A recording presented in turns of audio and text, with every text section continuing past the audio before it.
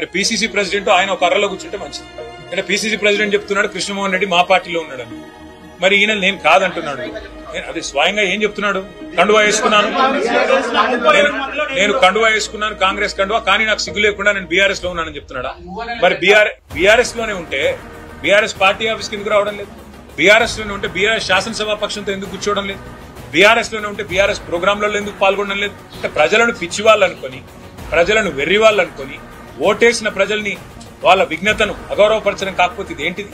ఇంకోటి, ఎక్కడ చూసినా ఇవాళ మంత్రుల ప్రోగ్రామ్ లో నిన్న బూతులు తిడుతుంటే జూపల్లి కృష్ణారావు గారు, పొంగులేటి శ్రీనివాసరెడ్డి గారు టీఆర్ఎస్ ని కేసీఆర్ గారిని బూతులు తిడుతుంటే అదే వేదిక మీద పల్లికిలించుకుంటూ కూర్చున్నది ఎవరు? మా బీఆర్ఎస్ ఎమ్మెల్యే కృష్ణమోహన్ రెడ్డి, కాంగ్రెస్ లో చేరిన కృష్ణమోహన్ రెడ్డి. ఇట్లాంటి వాళ్ళని ఎన్నుకున్న ప్రజలు బాధపడే పరిస్థితి, ఇట్లాంటి వాళ్ళకు ఓటేసి గెలిపించినందుకు కార్యకర్తలుగా మా కార్యకర్తలు బాధపడే పరిస్థితి.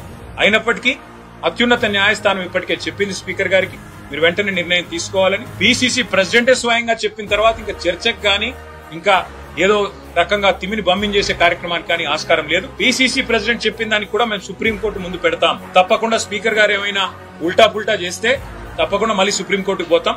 న్యాయం జరిగే వరకు పోరాటం చేస్తాం. Thank you.